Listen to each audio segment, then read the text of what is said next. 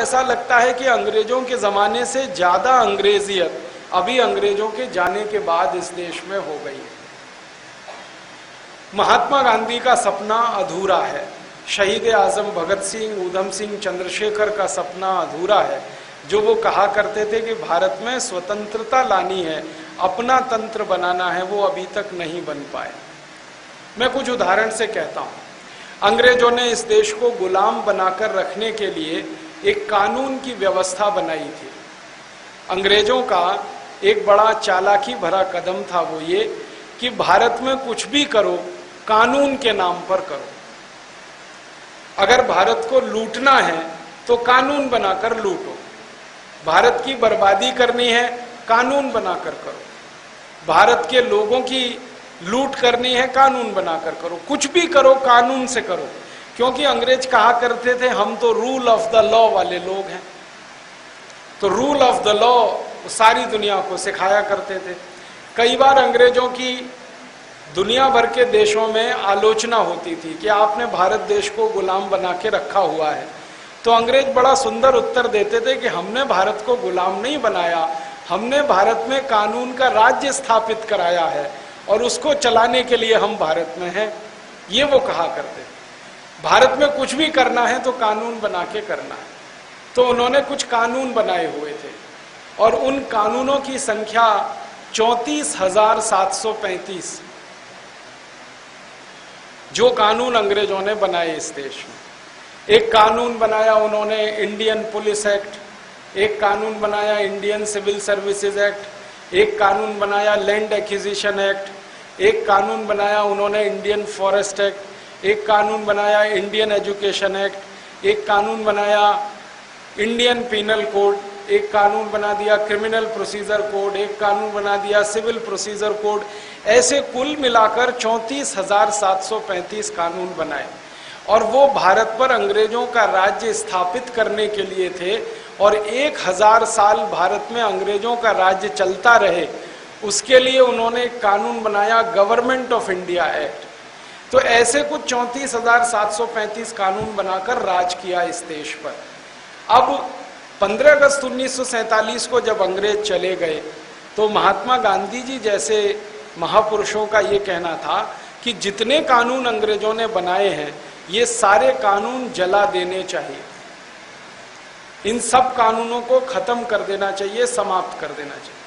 गांधी जी के मन में इतनी तीव्रता थी, वो कहा करते थे कि कलम की एक नोक से ये सब कानून खत्म होने चाहिए। लेकिन मुझे बहुत दुख है ये कहते हुए कि आज़ादी के 62 साल बीतने के बाद भी एक भी कानून अंग्रेजों का बनाया हुआ खत्म नहीं हुआ, समाप्त नहीं हुआ, उसको जलाया नहीं गया, उसको खत्म नहीं किया गया। सारे के सारे कानून अभी भी इस देश में चल रहे हैं और वैसे ही चल रहे हैं जैसे अंग्रेजों के जमाने में चला करते। तब मन में ये आता है कि अगर अंग्रेजों के समय के कानून 62 साल आजादी के बाद भी चल रहे हैं तो कौन सी आजादी इस देश को आई है। मैं कुछ उदाहरण से कहता हूं। अंग्रेजों ने सन 1860 में एक कानून बनाया इंडियन पुलिस एक्ट। इस कानून के बारे में एक विशेष बात अंग्रेजों ने की, वो ये कि भारत के क्रांतिकारियों को, शहीदों को, आज़ादी की बात करने वाले लोगों को पुलिस के अत्याचार से परेशान करना, इस कानून का एक ही मकसद था और इसके लिए पुलिस बनाई उन्होंने। हिंदुस्तान में अंग्रेजों की शासन व्यवस्था के पहले किसी भी राजा ने पुलिस नहीं बनाई थी इस देश में। सेना हुआ करती थी, पुलिस कभी नहीं बनी इस देश में। इस देश में महान महान सम्राट हुए, चक्रवर्ती सम्राट हुए, जैसे चक्रवर्ती सम्राट चंद्रगुप्त, चक्रवर्ती सम्राट हर्षवर्धन, चक्रवर्ती सम्राट समुद्रगुप्त, चक्रवर्ती सम्राट चंद्रगुप्त विक्रमादित्य। इस देश में ऐसे 20 चक्रवर्ती सम्राट हुए। किसी भी राजा ने, किसी भी सम्राट ने कभी भी पुलिस नहीं बनाई, आर्मी बनाई, फौज बनाई जो विदेशी हमले से देश की रक्षा करने के लिए है, लेकिन देश के लोगों पर अत्याचार करने के लिए पुलिस किसी ने नहीं बनाई। अंग्रेजों ने पहली बार 1860 में इस देश में पुलिस बनाई और उसका उद्देश्य ये था कि पुलिस की मदद से भारत के क्रांतिकारी, भारत के जो शहीदी के रास्ते पर चलने वाले लोग हैं, इनको दबा के रखना, अत्याचार करवाते रहना, कंट्रोल में रखना। और उस पुलिस ने अत्याचार किए इस देश पर।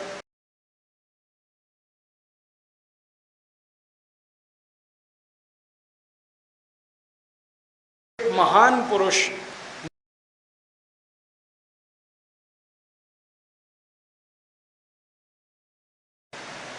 आप जानते हैं कि अंग्रेजों की सरकार ने सन 1926-27 में एक कानून लाया था, रॉलेट एक्ट।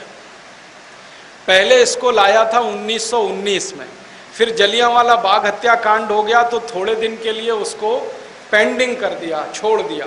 फिर दोबारा से 1926-27 में उसको लाने की कोशिश थी। उसके खिलाफ लाला लाजपत राय ने एक जुलूस निकाला था। जैसे हम अभी आजकल अपने देश में कोई सरकार की नीति के खिलाफ जुलूस निकालते हैं, वैसे ही लाला लाजपत राय ने एक शांतिप्रिय तरीके से जुलूस निकाला था। उस जुलूस के ऊपर लाठी चार्ज हुआ था और लाला जी को इतनी लाठियां मारी गई थी सिर में कि उनका सिर फट गया था, ब्रेन हेमरेज हो गया था और उनकी मृत्यु हुई थी। लाला जी की मृत्यु जिस अंग्रेज अधिकारी की लाठियों के मारने से हुई, उसका नाम था सैंडर्स। इस सैंडर्स नाम के अंग्रेज अधिकारी के खिलाफ शहीद आजम भगत सिंह ने एक FIR किया था, पुलिस में रिपोर्ट दर्ज कराई थी और उसके ऊपर मुकदमा चले सैंडर्स के ऊपर कि उसने बेकसूर लाला लाजपत राय को मार डाला और उसकी सजा उसे मिले। इसके लिए उन्होंने अंग्रेजी अदालत से न्याय की गुहार की थी। जब अंग्रेजी अदालत में ये मामला गया तो सैंडर्स बाइज्जत बरी हो गया, छूट गया, उसको कोई सजा नहीं हुई। कारण क्या था? अदालत में जब बहस हुई कानून के पक्ष पर तो पता चला सैंडर्स ने अपना पक्ष रखा कि मैंने लाला लाजपत राय को लाठियों से मारा क्योंकि मेरी ड्यूटी थी, मेरा कर्तव्य था और ये कर्तव्य करने के लिए मुझे अधिकार मिला है और वो अधिकार मुझे एक कानून ने दिया है और उस कानून का नाम है इंडियन पुलिस एक्ट। तो इंडियन पुलिस एक्ट कानून के अधिकार से मुझे ये मिला, मैंने लाला जी को लाठियों से मारा, अब मेरा इसमें कोई कसूर नहीं कि उनकी मृत्यु हो गई, कानून ये कहता है।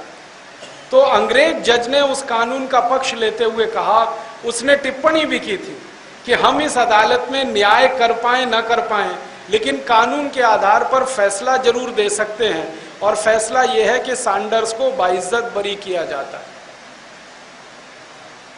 क्योंकि इंडियन पुलिस एक्ट में हर पुलिस अधिकारी को राइट टू ऑफेंस है, पिटने वाले को राइट टू डिफेंस नहीं है। इसका मतलब है कि कोई पुलिस अधिकारी आपको डंडे से पीटे तो ये अधिकार है उसका, आप उसके डंडे को रोक नहीं सकते क्योंकि ये आपका अधिकार नहीं। अगर पुलिस वाला डंडे मार रहा है और आपने डंडा पकड़ा तो कानून आपके खिलाफ है, पुलिस वाले के समर्थन में है, ये व्यवस्था है। तो सैंडर्स ने दलील दी, छूट गया, वो मुकदमा नहीं चला, उसको सजा नहीं हुई, तो भगत सिंह को क्रोध आया। और भगत सिंह अकेले नहीं थे जिनको क्रोध आया, चंद्रशेखर आजाद को क्रोध आया, उनके सब साथियों को क्रोध आया और इन लोगों ने एक फैसला लिया कि अंग्रेजी अदालत और कानून ने तो न्याय नहीं दिया, अब हम अपने हाथों से न्याय करेंगे। और अपने हाथों से न्याय करने के लिए उन्होंने एक संकल्प लिया और उस संकल्प की पूर्ति के लिए सैंडर्स की हत्या कर दी। शहीद आजम भगत सिंह ने सैंडर्स को गोली मारी थी, वो कहानी आप सब जानते हैं, और एक नहीं 3 गोलियां मारी थी। भगत सिंह जी को किसी ने कहा था कि आपने एक गोली मारी, इसी में मर गया था वो, तो 2 और क्यों मारी आपने? तो भगत सिंह ने कहा था कि मुझे गुस्सा इतना था उसके खिलाफ कि और रिवॉल्वर में गोली होती तो वो भी उतार देता उसकी छाती में, भले वो एक ही गोली में मर गया था। और आप जानते हैं कि इसी सैंडर्स वध में शहीद आजम भगत सिंह को फांसी की सजा हुई थी और उस फांसी की सजा के बाद उन्होंने कहा कि मुझे कोई अफसोस नहीं है कि मैं फांसी पर चढ़ जाऊंगा और मुझे कोई अफसोस नहीं है कि मेरा जीवन खत्म हो जाएगा, लेकिन मुझे इस बात का संतोष है कि जो न्याय अंग्रेजों की न्याय व्यवस्था ने मुझे नहीं दिया, वो न्याय मैंने मेरे हाथों से ले लिया।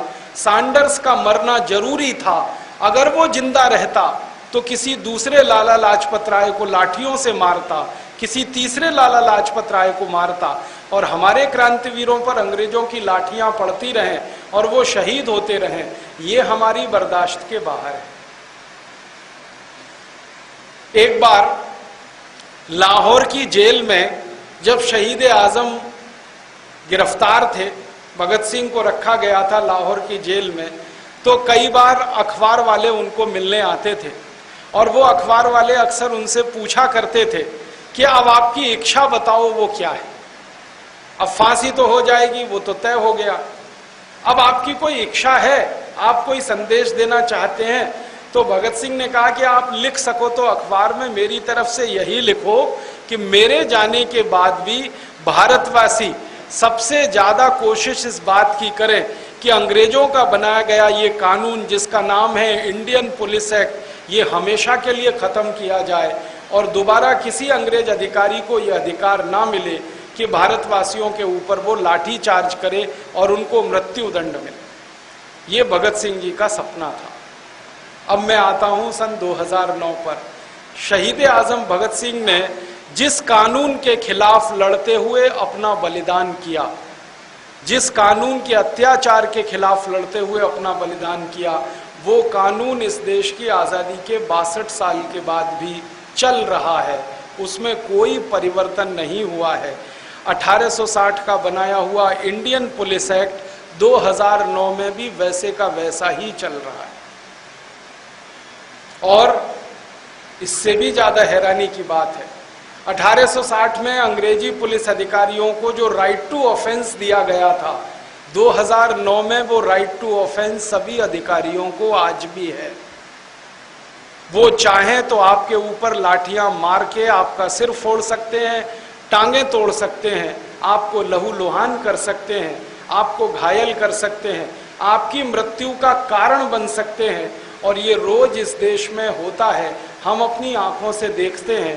आज़ादी के बाद इस देश के बोनाफाइड सिटीजन, जो इस देश के मालिक हैं, जिनके वोट से इस देश की सरकारें चुनी जाती हैं, जिनके नोट से इस देश के पुलिस अधिकारियों का वेतन तय होता है, उन लोगों के ऊपर पुलिस का बर्बरता से लाठीचार्ज होता है और अभी भी लोग वैसे ही मरते हैं जैसे अंग्रेजों के ज़माने में मरा करते।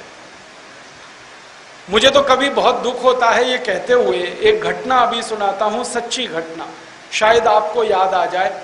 कभी कभी टेलीविज़न पे समाचार देखने का वक्त मिल जाता है तो मैं देख लेता हूँ। अभी थोड़े दिन पहले मैं एक समाचार देख रहा था, दिल्ली में भारत देश के अंध लोगों का एक संगठन है जिसके कुछ कार्यकर्ताओं ने सरकार के सामने अपना ज्ञापन प्रस्तुत करने के लिए एक कार्यक्रम आयोजित किया। अंधे लोगों का संगठन, उसका कुछ नाम है नेशनल ब्लाइंड्स एसोसिएशन ऐसा करके। तो उस संगठन के कार्यकर्ता इकट्ठे हुए।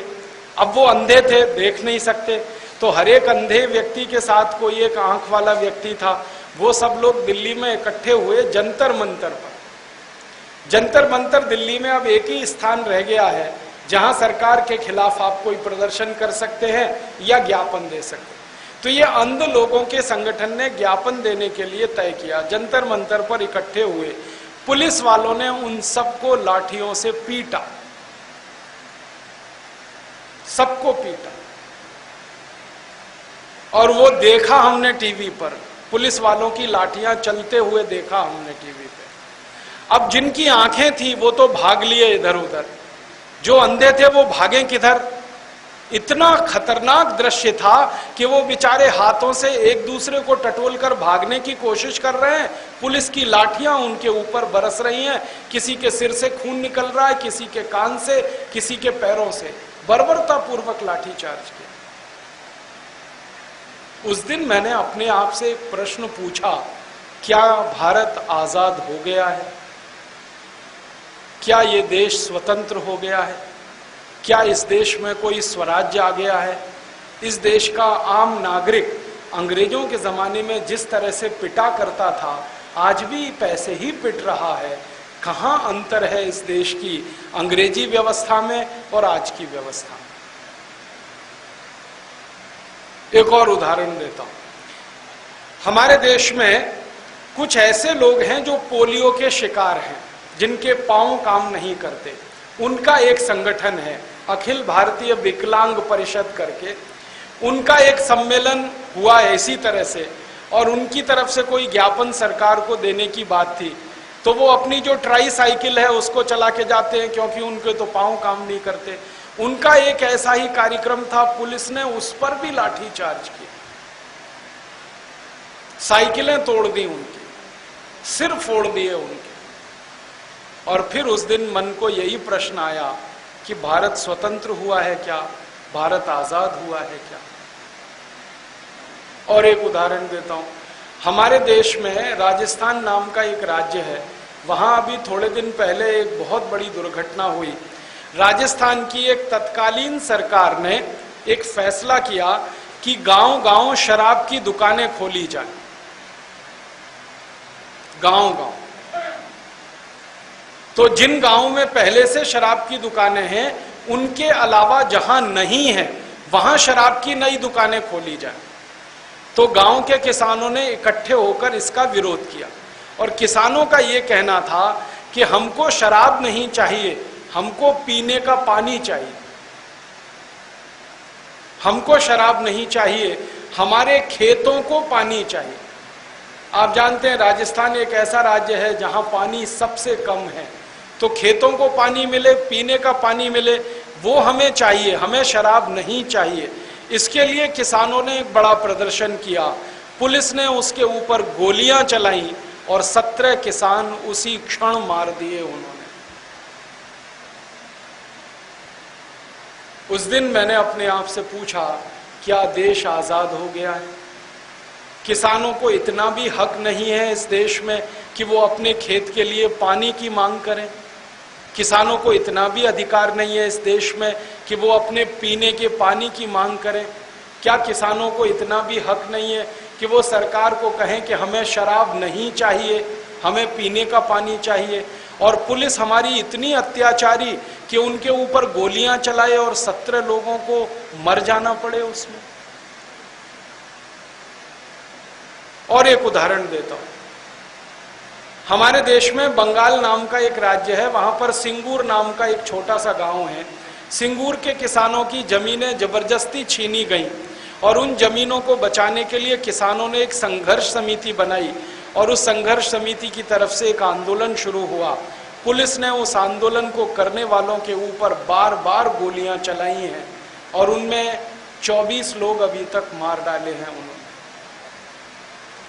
और खाली गोलियां नहीं चलाई हैं, पुलिस के जवानों का इतना ज्यादा वहशीपना हमने देखा, क्योंकि मैं तो सिंगूर जाके आया, कि उन्होंने आंदोलन करने वालों के परिवार की मां बहन बेटियों की इज्जत को तार तार कर दिया, उनके साथ बलात्कार किया, उनका मनोबल तोड़ने के लिए।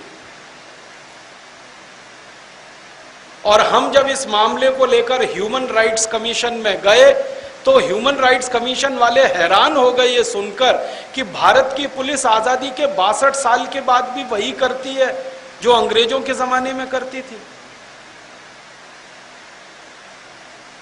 सिंगूर जैसा ही एक छोटा सा गांव है नंदीग्राम, वो भी बंगाल में है, और वहां भी यही हुआ।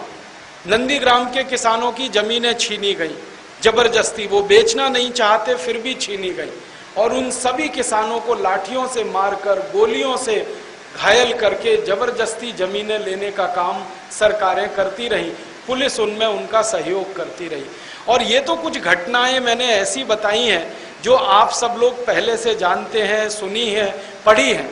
ऐसी घटनाएं इस देश में हर दिन घटित होती हैं, जब पुलिस के अत्याचार की कहानी सुनकर पढ़कर रोंगटे खड़े हो जाते हैं इस देश के लोगों के, और फिर अपने आप से हम पूछते हैं कि क्या ये आज़ाद देश के नागरिक हैं जिनके ऊपर ये अत्याचार हो रहा है, और क्या ये आज़ाद देश भारत की पुलिस है जो अंग्रेजों जैसा अत्याचार इस देश के लोगों पर कर रहे हैं।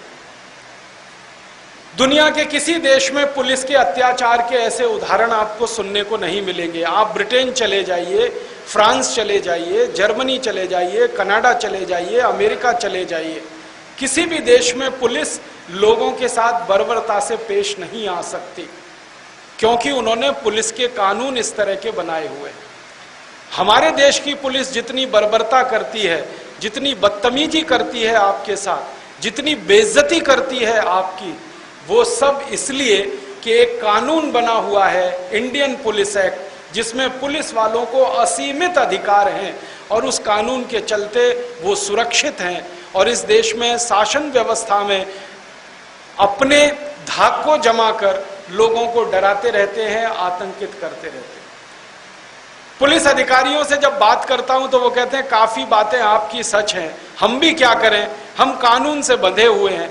तो मैं कहता हूं आप बगावत कर दो इस कानून के खिलाफ। आप इंसान नहीं हो, आपका हृदय नहीं है, आपका दिल नहीं है, आप क्यों नहीं बगावत कर देते? आम आदमी की समझ में अगर ये बात नहीं आती तो आपकी समझ में तो आती है। लेकिन वो ये कहते हैं कि हिंदुस्तान में हम बगावत कर सकें, इसके लिए हमारे पास कोई सुविधा नहीं है, स्पेस नहीं है, हमारी सीमाएं नहीं है, हमारी क्षमता नहीं।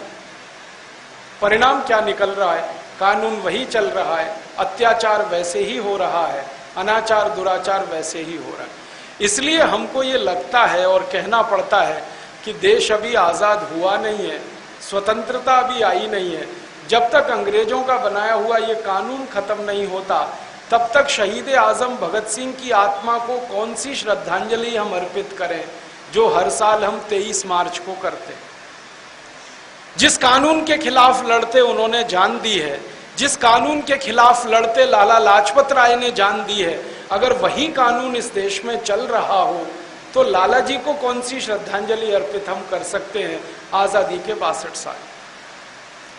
ये गंभीर प्रश्न है। ऐसा ही एक और गंभीर प्रश्न है, अंग्रेजों ने हिंदुस्तान के नागरिकों को लूट करने के लिए, सारे संसाधन अपने हाथ में लेने के लिए कई कानून बनाए थे। उनमें से एक कानून है लैंड एक्विजिशन एक्ट, भूमि के अधिग्रहण का कानून। इसको अगर दूसरे शब्दों में कहें तो जमीन के छीनने का कानून। अधिग्रहण तो बहुत अच्छा शब्द है। अधिग्रहण में क्या होता है, मेरी खुशी से मैं जमीन बेचता हूं और दूसरा अपनी खुशी से उसे खरीदता है, वो अधिग्रहण होता है, जिसमें मेरी इच्छा मेरी खुशी शामिल है। जहां मेरी इच्छा और मेरी खुशी नहीं है और जबरदस्ती कोई मेरी जमीन को छीनता है, वो छीनना है, लूटना है, वो अधिग्रहण नहीं। लेकिन कानून में उसका भाषांतर ऐसे ही किया गया है, भूमि अधिग्रहण अधिनियम। अब ये कानून कभी बनाया था एक अंग्रेज ने, जिसका नाम था डलहौजी। डलहौजी एक